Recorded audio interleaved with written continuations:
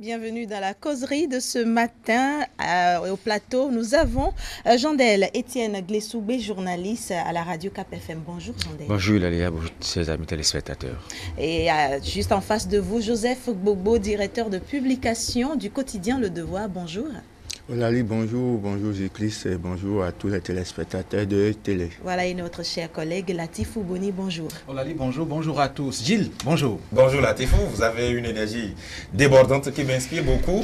Alors, on va parler politique à l'entame de la causerie de ce matin avec bien sûr le processus de consensus qui a été engagé depuis un bon moment déjà. Tout se passe comme si, et contredisez-moi si vous le voulez, Joseph Bobo, tout se passe comme si on n'est pas vraiment en voie d'obtenir un consensus, en tout cas au Parlement. Est-ce que vous faites la même analyse? A priori, oui. Compte tenu de l'évolution des débats, déjà en commission, ce consensus n'a pas pu être observé entre les commissaires de la commission des lois.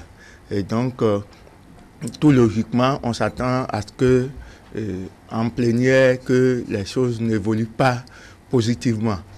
Et pourtant, dans l'une de ces décisions en 2011, la Cour constitutionnelle, qui est l'organe régulateur du fonctionnement des institutions dans notre pays, a érigé le consensus comme principe à valeur constitutionnelle. Oui.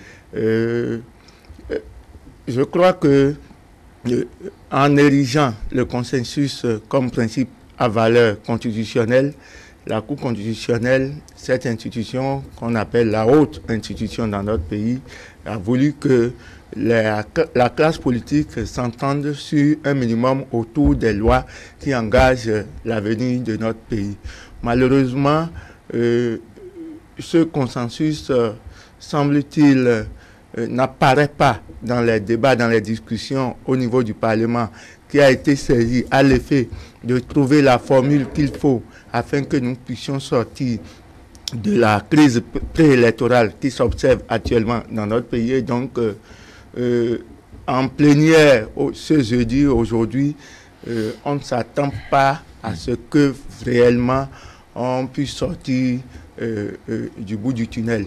Ça va être un peu compliqué parce que on connaît bien, on sait très bien que lorsque la commission des lois n'oriente pas les débats, n'oriente pas son rapport dans un certain sens, que les députés n'arrivent toujours pas à s'entendre. Et donc, tout naturellement, je m'attends encore à un report de la séance plénière d'aujourd'hui à l'Assemblée nationale. Jandel Glessoubé, comment en est-on arrivé là? Non, je pense que malheureusement, nous avions affaire à une classe politique qui, au lieu de mettre en amont l'intérêt général, on retrouve les intérêts particuliers. Et sans langue de bois, je voudrais dire qu'aujourd'hui, si on peine à avoir le consensus, je voudrais dire que c'est la faute au président du Parlement béninois. Qu'est-ce que vous le faites dire? C'est le premier que j'indexe tout directement. Parce que, souvenez-vous qu'à cette rencontre historique, le chef de l'État, quand même, a eu la sagesse et l'inspiration divine de renvoyer le Parlement, qui, dans notre pays, est quand même l'institution qui vote des lois. Aujourd'hui, c'est Maître Adrien Roumbédi qui a la chance de diriger le Parlement béninois. Et au début, il avait bien commencé le processus. Mais au nom de quoi?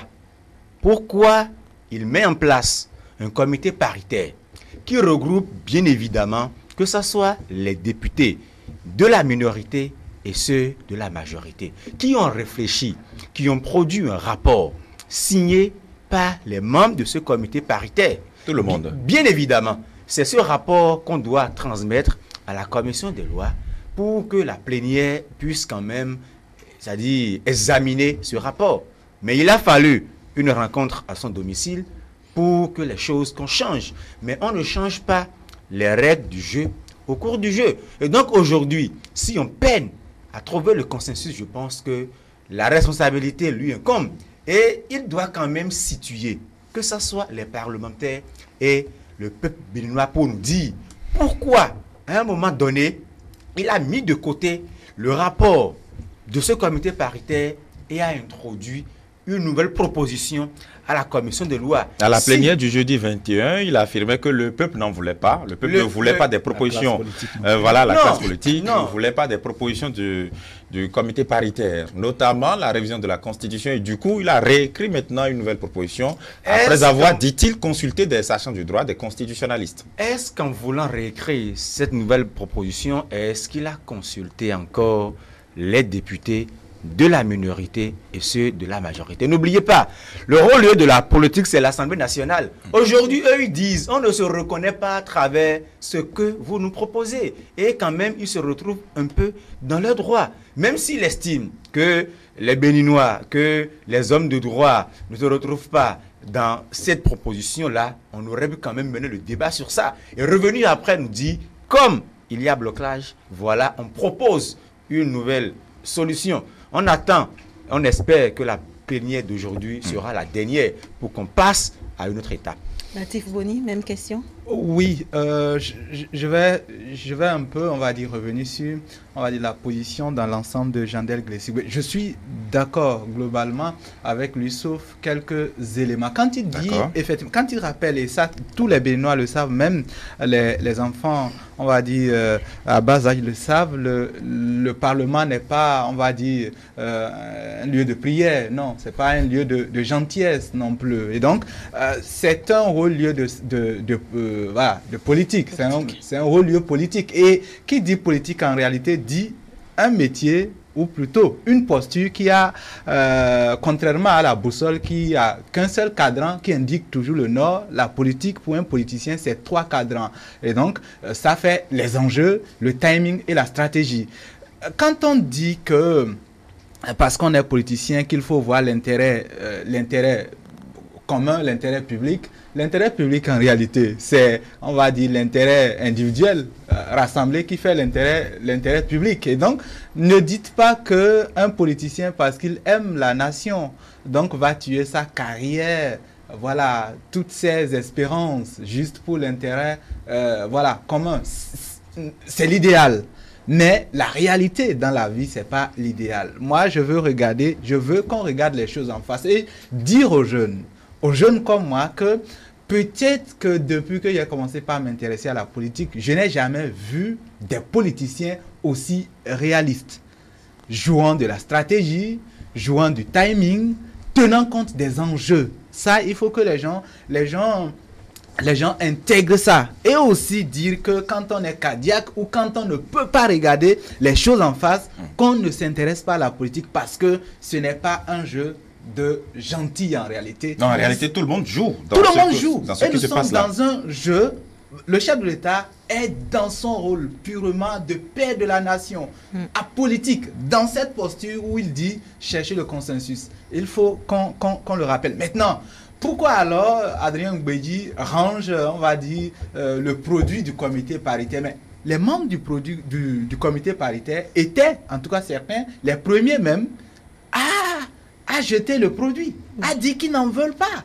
Et donc, même le comité paritaire, qui a tout pour, on va dire, s'entendre, ne s'est pas entendu.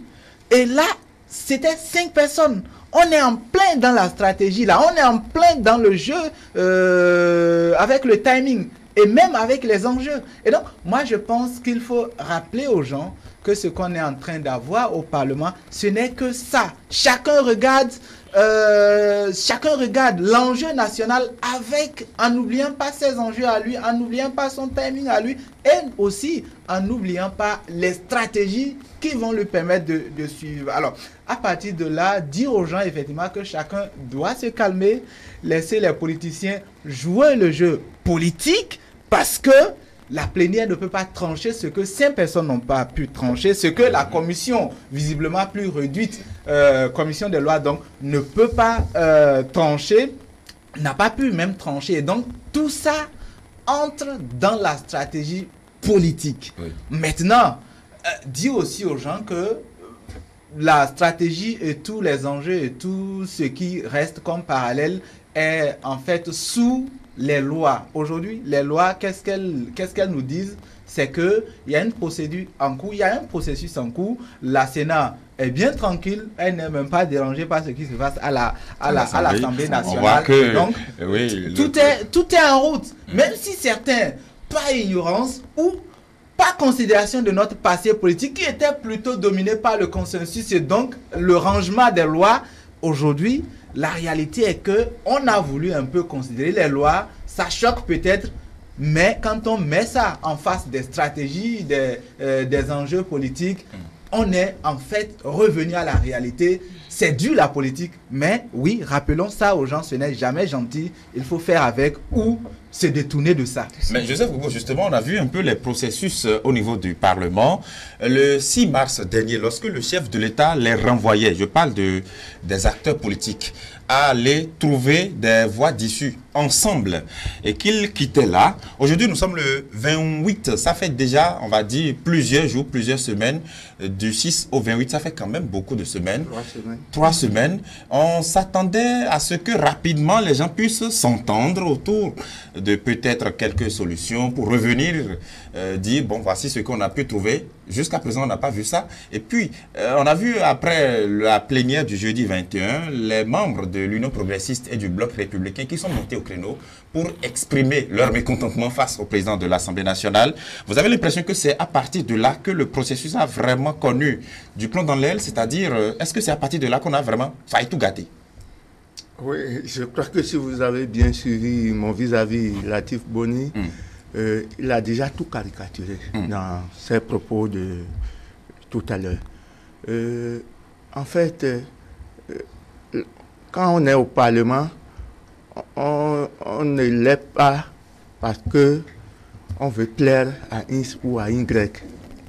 Quand on est au Parlement et qu'on est acteur politique, on table d'abord sur les stratégies, on table sur le timing qui peut être rallongé à tout moment, et on table également sur les enjeux.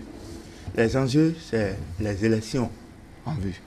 Alors, qu'est-ce qu'il faut faire? Et il a bien rappelé, pour plaire à la classe politique et en même temps assurer sa survie. Tout à fait. C'est de ça qu'il s'agit.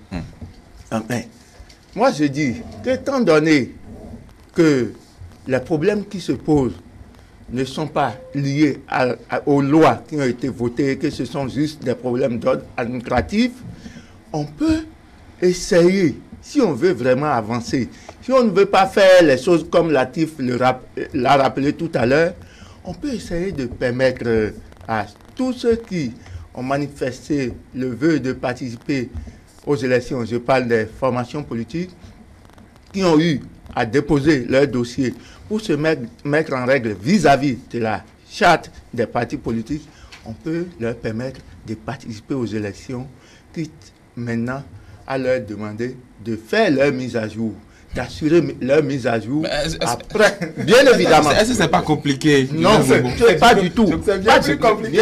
Bien sûr. Bien Ce n'est pas si facile ce que vous dites. Non, ce n'est pas si facile. Oui. Parce que cela on a l'impression que vous peignez un tableau idéaliste. Bien sûr.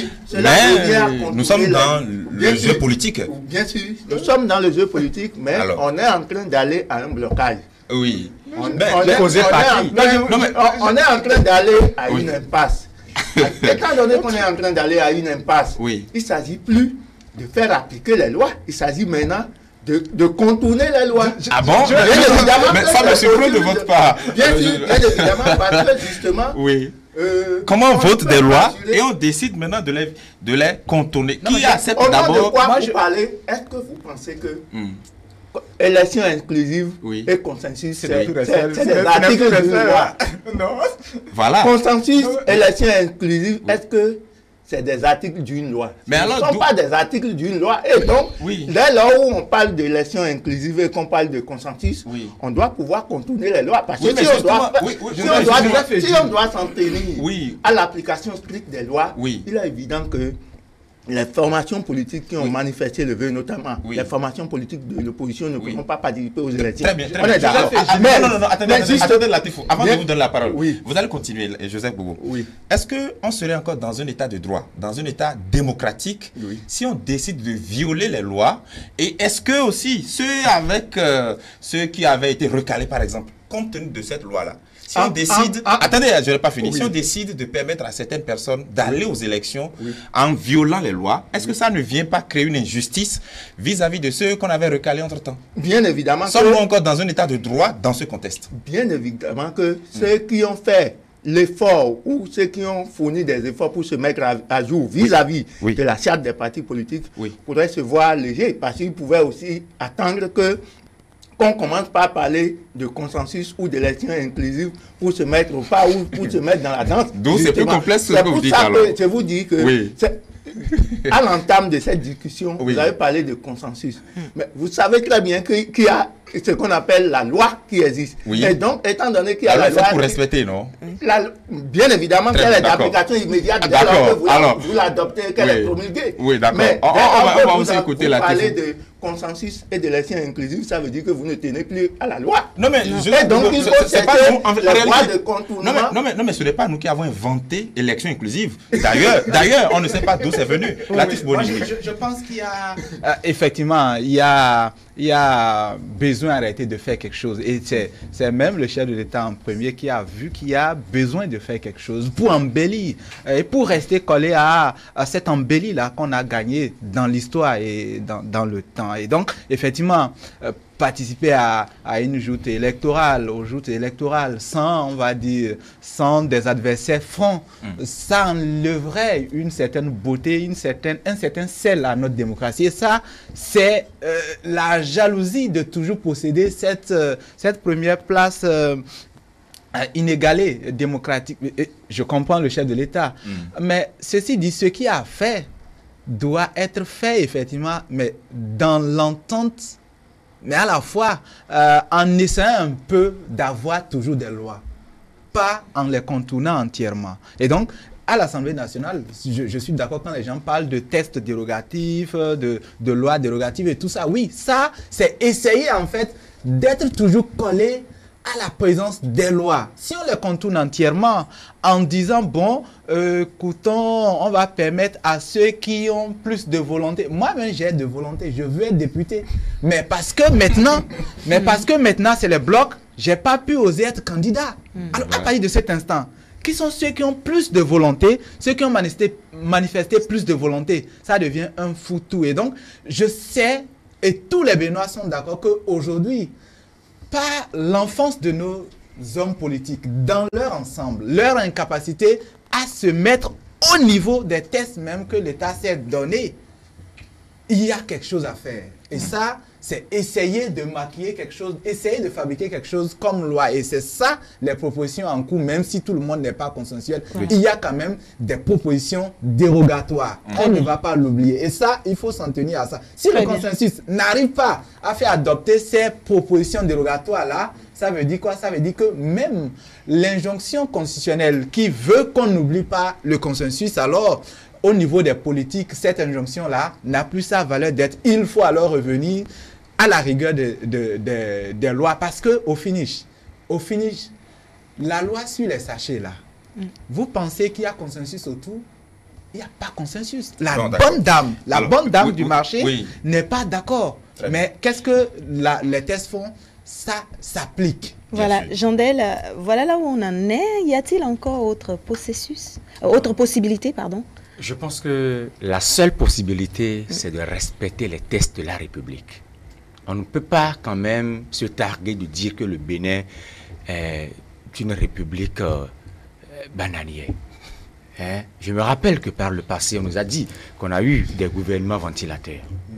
Et aujourd'hui, on ne peut pas alors permettre renier soi-même ce qu'on a pris du temps, de la peine pour construire. Je rappelle que la charte des partis politiques a été votée par 82 députés pour 1 contre. La charte, oui, la charte des partis politiques. Alors je suis offusqué, scandalisé, lorsque des hommes et des femmes qui sont censés être des exemples.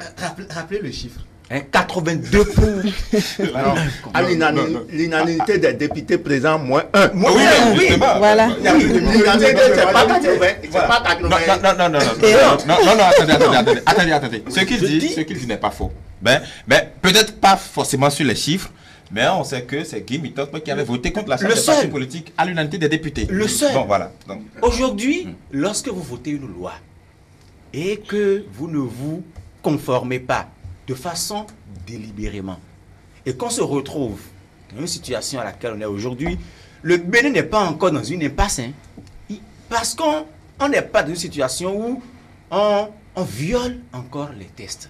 Lorsque le chef de l'État, je rappelle, a reçu la classe politique, c'était un jeudi. Et en principe, le mardi déjà, on devait avoir une proposition claire. Au plus grand temps, le week-end. Mais 3 semaines plus tard, on constate que la classe politique n'arrive pas à trouver le consensus. Est-ce que le consensus est au-dessus des lois votées?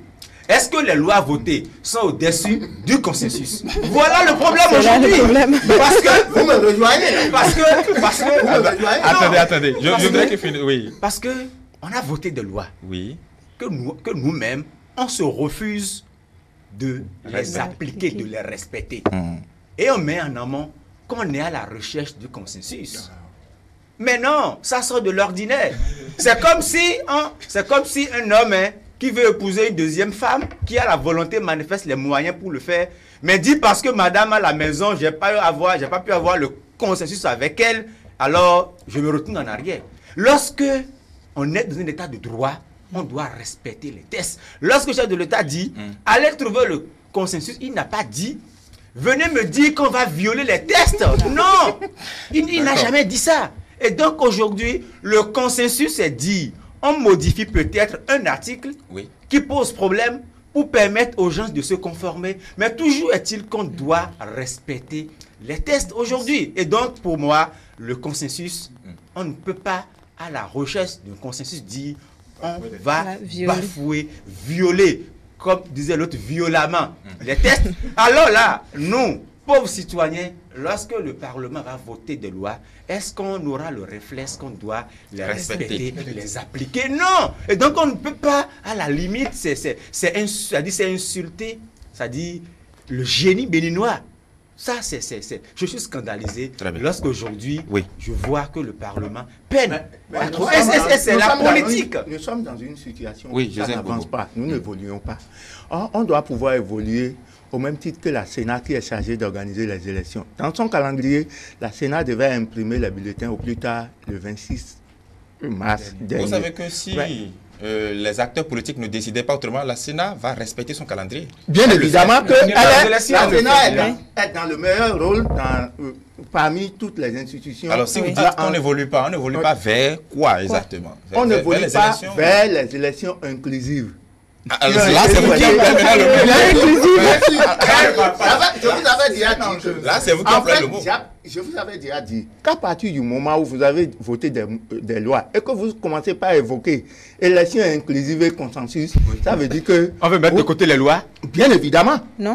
C'est quoi? Bien évidemment. À partir du moment où vous commencez par parler de consensus et d'élections inclusives, ça veut dire que vous voulez mettre de côté les lois. D'accord.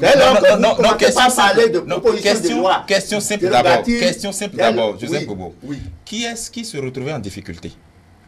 La classe politique? Non, est-ce que c'est pas la classe politique? Non, mais est-ce que c'est toute la classe politique? Notamment les formations politiques de l'opposition. Très bien. Qui n'ont pas obtenu... Oui. Non, qui n'a pas obtenu le récépissé? Qui n'ont pas voulu avoir le récépissé? Non, pas forcément. Oui, mais récépissé définitif pour pouvoir aller déposer leur dossier à la Sénat et pouvoir participer normalement aux élections. Alors, qui a commencé à parler d'élections inclusives? Qui est-ce qui s'est senti exclu pour vouloir maintenant se retrouver inclus dans l'élection? c'est la formation politique de l'opposition. Mais alors, si vous dites alors qu'on parle aujourd'hui d'élections inclusives et qu'on n'avance pas, est-ce que ce n'est pas plutôt un regard des acteurs politiques de l'opposition qui se sentent exclus, alors que ceux qui sont dans les règles sentent qu'effectivement le processus évolue? Si éventuellement on ne trouverait pas le consensus. Bien évidemment que lorsque les formations politiques de l'opposition ont commencé par parler d'élections inclusives, le chef de l'État a eu à rencontrer premièrement ces formations politiques de l'opposition et quelques jours après a pu rencontrer, disons, les acteurs de la mouvance. Et donc, en les rencontrant, le chef de l'État lui-même a dit qu'il se sentait gêné que toutes les formations politiques qui ont manifesté le besoin ne puissent pas participer aux élections. Et donc, en appelant à ce que toutes les formations politiques puissent participer à ces élections-là, parle indirectement d'élections inclusives. Bien évidemment. Maintenant, on va être concret. Actuellement, l'Assemblée nationale n'arrive pas à s'entendre. En tout cas, on voit que ça ne s'accorde pas. Un instant. La solution ne se trouve pas au niveau de l'Assemblée nationale. Et c'est la question que j'allais poser. Si l'Assemblée nationale ne s'entend pas, on fait quoi? Je viens de proposer qu'on puisse permettre aux formations politiques qui ont manifesté. Qui veut permettre? Qui veut permettre? L'Assemblée ou le gouvernement? J'ai dit, le problème qui se pose est un problème d'ordre administratif, c'est que les formations politiques de l'opposition n'ont pas pu obtenir le récépissé définitif qu'il fallait avoir en déposant les dossiers pour pouvoir aller déposer leurs dossiers à la Sénat et pouvoir participer normalement aux élections. Malheureusement, les formations politiques de l'opposition n'ont pas obtenu le récépissé définitif. Il y a eu l'histoire du certificat de conformité qui a coincé ces formations politiques de l'opposition. Maintenant, on fait quoi? Ce qu'on fait, si l'Assemblée ne s'en sort pas, si on ne s'en sort pas, on est obligé de contourner les lois en parlant de consensus et d'élections inclusives. Mais qui donne l'ordre de contourner la loi? Qui décide ça? C'est l'administration. Quelle administration? Bon, oui. Je comprends très bien Joseph Bobo. Mais ne m'amenez pas à dire à faire des propositions alors que je ne suis pas acteur politique. En réalité, là où Joseph Bobo n'est pas précis, c'est sans le Parlement alors, qui va donner, on va dire, ce qui tue l'administration de reprendre le pouvoir. Parce qu'en réalité, c'est étape par étape. Non, le ministère de l'Intérieur, le ministère de l'Intérieur jusqu'à présent a répondu.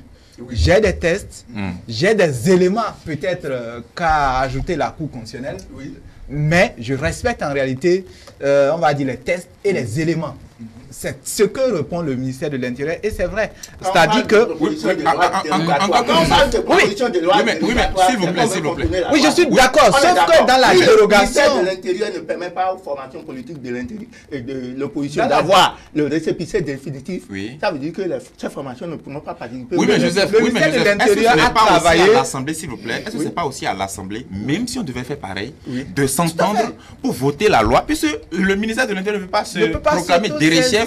Bon, moi je dis comme l'Assemblée, je prends mes responsabilités, tout le monde venez, vous avez vos statuts. Est-ce que ce n'est pas aussi à l'Assemblée de prendre même la loi, même si elle est mauvaise, de voter la loi pour dire, faites... Mais c'est ce que je dis, que d'où alors l'Assemblée est impossible au ministère de l'Intérieur, par exemple, d'appeler les formations et de leur délivrer le récépissé. Dès lors qu'il est impossible au ministère de l'Intérieur d'appeler toutes les formations politiques et de leur permettre d'avoir le récépissé définitif, il est également impossible alors qu'on parle d'élections inclusives et de consensus. Parce que, là, je vous dis, dès lors que vous avez les lois que vous deviez appliquer et que vous commencez par parler d'élections inclusives et de consensus, ça veut dire que vous mettez de côté les lois.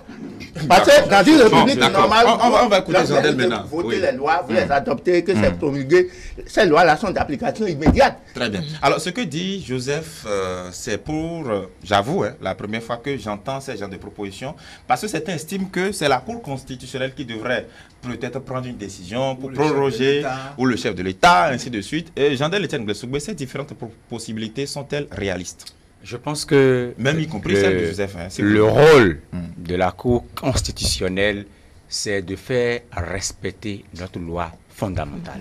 Et ceux qui mettent en exergue le cas de 2011, la Cour n'a pas prolongé le mandat d'un élu, mais la Cour a autorisé le report des élections suite à une demande de la Sénat, qui est l'organe qui organise les élections, qui a dit: je ne peux pas organiser les élections à telle date Et la Cour a donné le délai.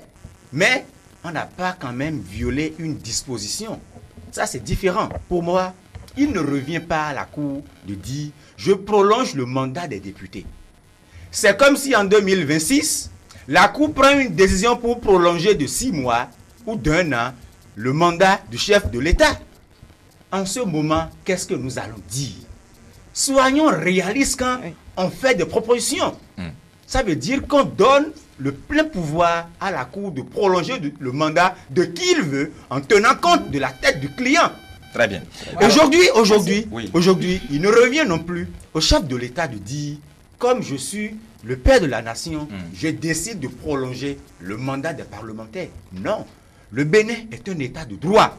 Et si l'Assemblée peine à trouver le consensus dont il parle, mais on a une loi qui était déjà en application. On continue alors le processus. Et c'est pourquoi je me réjouis lorsque la Sénat reste imperturbable, tranquille dans son coin, et que la Sénat poursuit ses activités. Parce qu'en l'État aujourd'hui, ce qu'ils oublient, c'est que si on n'a pas le consensus, aujourd'hui la Sénat évolue en se basant sur quelle loi? Sur les lois qui sont en vigueur. Et donc du coup, on continue toujours d'appliquer les anciennes lois. On va se retrouver au jour J et vous allez voir, puisque le corps électoral est déjà convoqué, la Sénat demandera aux gens d'aller aux élections. Quand la Sénat dit, je n'ai pas encore réalisé le spécimen, ce n'est pas parce qu'on a dit à la Sénat ne fait pas.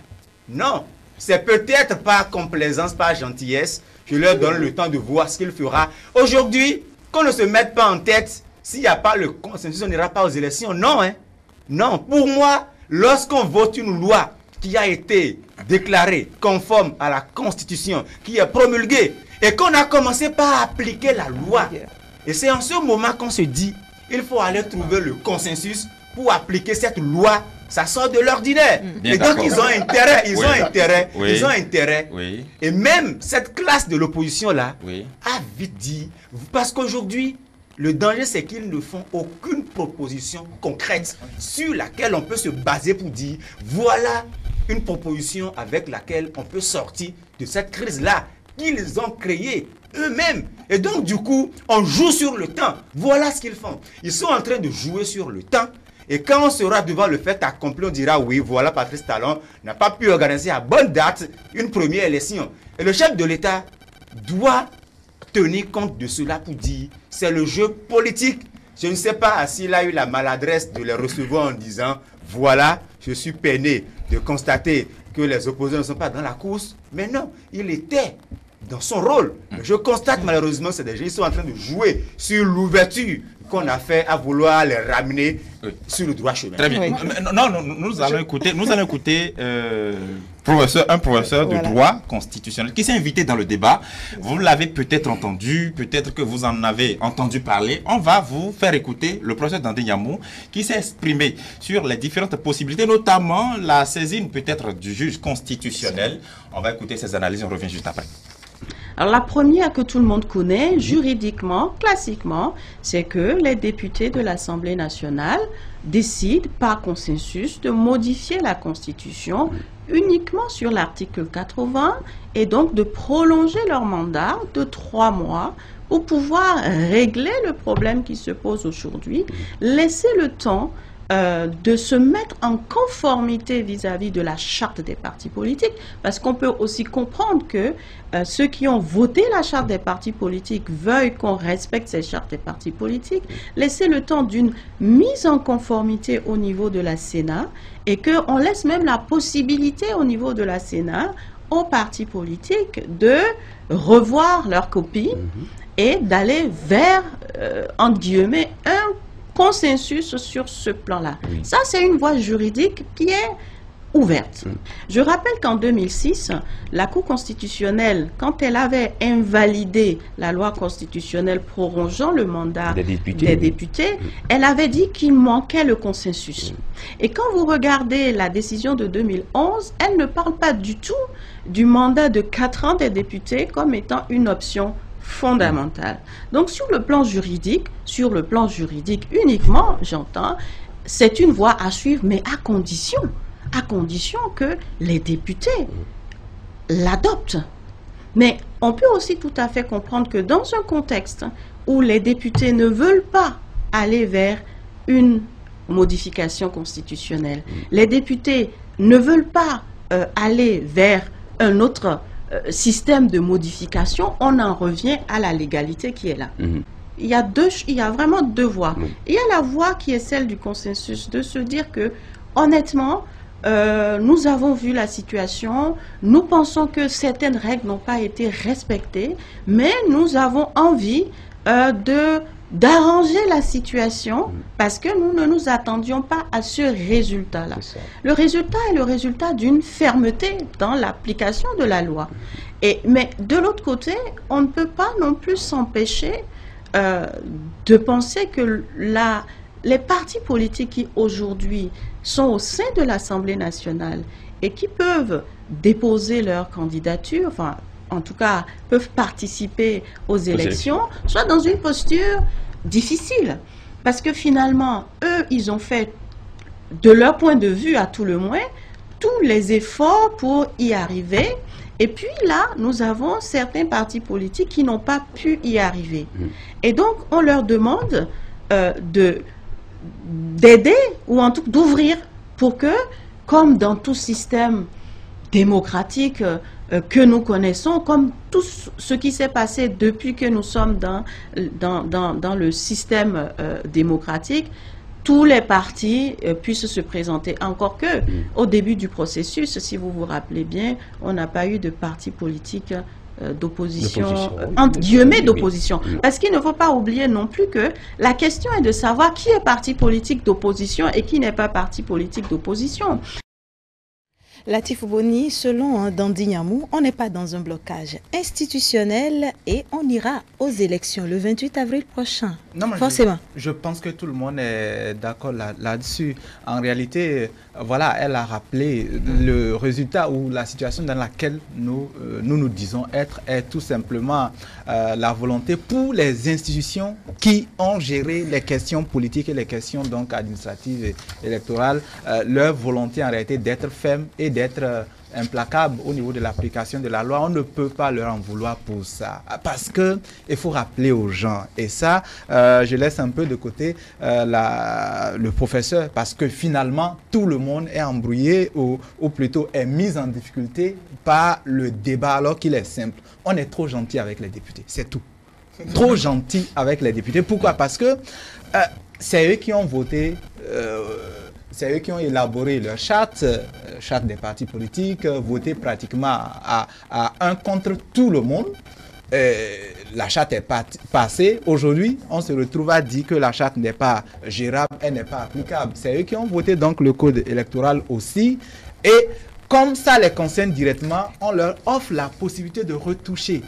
Je pose à ça un fait. Comment on dit, la loi sur l'embauche. Vous croyez que les jeunes en veulent, les employés en veulent, les travailleurs en veulent, l'opinion publique n'en veut pas. Est-ce qu'on revient sur ça? Est-ce qu'on donne la possibilité aux travailleurs, aux concernés en réalité, de l'élaborer leur propre test? Non. Le code sur les sachets. Dérogatoire. Oui. On va chercher une loi dérogatoire? Oui. Non. Le code pénal qui sanctionne les narcotrafiquants, on donne aux narcotrafiquants la possibilité d'élaborer quelque chose de consensuel? Non. D'accord. On est trop gentil. Oui. Avec les députés. Avec nos députés. Et il faut qu'ils se rendent compte de cette chance-là, de cette indulgence terrible qu'on leur offre. Très bien. Pour saisir la balle au bon et proposer quelque chose aujourd'hui. Sinon, je pense qu'il faut dire à mes parents de Sinandé et de partout que ce qui se joue là ne leur concerne pas. Les lois qui concernent les producteurs, les agriculteurs et autres, quand ça passe, même si c'est dur, on applique, on n'en fait plus le débat. Très bien. Voilà. Je propose qu'on quitte les acteurs politiques, puisque de toute façon, tout peut se passer à l'Assemblée nationale aujourd'hui. On verra ça demain. Allez, on va parler d'une question économique qui est une question de développement tout de même pour cette nation. Et Joseph Gbagbo, le Conseil des ministres qui a décidé... pas autant d'intérêt que les questions mais non, politiques. justement, ça ne donnera pas aussi les mêmes passions. Le gouvernement qui a décidé d'élaborer une politique nationale pour la promotion des investissements privés dans la période de 2019 à 2025. Est-ce que vous voyez que le Bénin a besoin d'une telle politique nationale? Bien évidemment, parce que vous savez, on parle de développement, on parle d'abord de développement intégré et intégral du pays. Et lorsqu'on commence par parler de développement intégré et intégral, il faut que qu'un cadre général de promotion des investissements soit défini afin de permettre à ce que tout le territoire du Bénin et que tous nos concitoyens soient concernés par, disons, ces différentes propositions, ces différentes réformes-là. Politique nationale des investissements, on en a besoin parce qu'il faut d'abord savoir que nous avons entamé depuis quelques années, disons, l'amélioration du climat des affaires. Sous ce régime, la création d'entreprises, par exemple, est passée de 72 heures à 24 heures. C'est déjà un effort qui est fourni et qui a été salué par Doing Business en 2018. Et donc, lorsque le climat des affaires se trouve vraiment amélioré, il va falloir que les créateurs d'entreprises aillent aux investissements. Aller aux investissements, moi je propose également que, je n'ai pas encore lu le test dans son entièreté, mais je propose que cela prenne en compte véritablement le développement intégré et intégral de tout le territoire, parce qu'on a comme l'impression que c'est vrai qu'il y a une zone des investissements qui a été créée dans la partie est du sud Bénin, mais je crois qu'il faut couvrir tout le territoire national afin de permettre à ce que les zones rurales reculent dans notre pays. Si on ne le fait pas, on va concentrer tous les investissements sur les grandes métropoles, notamment Cotonou, Porto-Novo, peut-être Boycon et Abomey, et abandonner les autres parties du pays à leur triste sort. Malheureusement, c'est ce qu'on vit aujourd'hui et il était de bon ton quand même qu'une politique nationale des investissements soit mise en œuvre afin de permettre que les tirs soient corrigés. Chandel Etienne Glessoubé. Non, je pense que c'est un pas de géant qui vient d'être fait par le gouvernement du président Patrice Talon, parce qu'après le vote de la loi sur le partenariat public-privé et la création du tribunal du commerce, voilà un autre pas qui rassure les investisseurs. Parce qu'un État, en réalité, son rôle, ce n'est pas de créer la richesse, ce n'est pas de créer de l'emploi, mais c'est de favoriser la création de l'emploi et l'investissement. Et lorsque vous prenez un opérateur économique, lorsqu'on ne crée pas les conditions, même s'il a les moyens, il ne peut pas investir, parce qu'il n'a pas l'assurance que l'investissement est sécurisé. Et donc, au-delà de ça, je pense que c'est vraiment important. Et quand on prend un plan 2019-2025, je voudrais quand même inviter les cadres béninois à l'appliquer réellement. Parce que nous savons, on a eu des stratégies allant de 5 à 10 ans, mais malheureusement, après 1-2 ans d'application, on met de côté à cause des intérêts qui réellement ne répondent pas par rapport à ce qui est dans la loi. Aujourd'hui, on constate que depuis quelques années, le secteur privé, il y a beaucoup d'assainissement et les conditions sont améliorées. Et créer une entreprise aujourd'hui, à peine 24 heures, vous allez au GUF et vous créez votre entreprise. Ceux qui continuent encore de se plaindre quand vous écoutez ces acteurs du secteur privé, ma foi, c'est ceux qui n'étaient pas habitués à payer les impôts. C'est ceux qui n'étaient pas habitués à rester en règle vis-à-vis du fisc béninois. Sinon, il y en a qui vous diront, vraiment, c'est sous Patrice Talon, que le secteur privé, tout va mal, on n'arrive plus à investir, parce qu'ils ont des dettes et qu'on leur dit, vous devez payer vos dettes aujourd'hui, ils se trouvent en difficulté. Je voudrais quand même inviter les acteurs du secteur privé à réellement investir dans le pays, parce que, comme je l'ai dit au début, il ne revient pas à l'État de créer la richesse, mais au secteur privé. Très bien. Latif Boni, les orientations retenues pour cette politique nationale des investissements privés sont amélioration de l'environnement des affaires, approfondissement des réformes en cours, le renforcement des infrastructures de soutien aux activités économiques et puis le renforcement du dispositif d'appui à la promotion des investissements privés. Non, je pense que effectivement c'est une suite en réalité. Au niveau économique, au niveau des affaires, le gouvernement était déjà engagé dans la mise en place notamment des choses qui rassurent. Et les choses qui rassurent dans ce secteur et comme ailleurs, ce sont les tests. C'est dit qu'il faut des ouvertures au niveau des tests. Il faut aussi des garanties. Et quand vous regardez le pacte législatif en la matière, avant, il y avait comme un vide. Parce que, et ça aussi, ça peut se comprendre, l'État ici et ailleurs en Afrique était plutôt plus intéressé par les investissements classiques du genre partenaires techniques et financiers, les institutions de Bretton Woods ou pratiquement même les partenariats, on va dire, entre États du Sud et l'État du Nord. C'était ça le classicisme. Maintenant, les États du Nord ont plus de difficultés que nous. Les institutions même de Bretton Woods et autres ont tellement de priorités qu'effectivement, il y a une certaine réorientation. Et nous savons aussi que de plus en plus, les nationaux, si vous voulez, les populations elles-mêmes, ont des choses en réalité à exprimer, à faire, ont des efforts à fournir et de l'accompagnement aussi à faire à l'État. Et donc, quand vous regardez le nombre de petits riches, de grands riches que nous avons, investir, c'est faire du business. Et il faut apprendre aux gens à faire ce business-là. Et sans les tests, les gens ne vont pas se sentir protégés. Vous jetez un coup d'œil tout près en Côte d'Ivoire. Il y a des Béninois qui sont des barons dans pas mal de secteurs où on parle de vous allez au Gabon ou même dans les Guinées, pour ne pas dire la Guinée pétrolière. Il y a des Béninois qui sont incontournables. Pourquoi est-ce que c'est ailleurs qui les intéresse plus que chez nous? C'est parce qu'effectivement, il n'y a pas une certaine protection, il n'y a pas une certaine feuille de route. Aujourd'hui, l'État montre à chacun ce qu'il veut faire, ce qu'il entend faire, ce qu'il donne comme feuille de route. C'est à tous les gens qui sont intéressés, qui ont la capacité de prendre le pli. Et je pense que en la matière, on ne peut pas jeter des cailloux au gouvernement. Vivement donc que les investisseurs viennent au Bénin. Oui, bien sûr, et qu'il essaye d'élargir et de diversifier l'éventail des investissements. Parce que ce n'est pas seulement dans les activités que nous connaissons qu'il faut investir. Il faut investir dans le sport, il faut investir dans la culture, il faut investir dans l'agriculture, il faut investir dans l'artisanat, dans le tourisme. Malheureusement, nos investisseurs préfèrent investir dans des activités qui pourraient leur rapporter tout de suite 10 ou 100 fois ce qu'ils ont investi, alors que dans l'artisanat, on peut faire des efforts investis dans ce secteur-là qui a besoin d'être soutenu financièrement. Également, investir dans le tourisme. Je crois que le gouvernement a déjà commencé par investir dans le tourisme et a invité les privés et les nationaux à lui emboîter le pas afin de faire découvrir, de faire connaître davantage les potentialités touristiques du Bénin.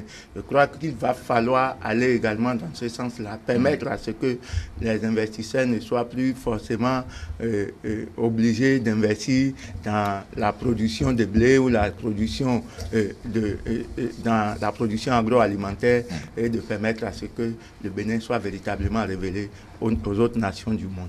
Merci Joseph Gogo, merci Jean-Del Etienne Glessoubé, vous êtes venu de Cap FM et merci aussi à vous Latif Boni d'avoir participé à la causerie de ce matin.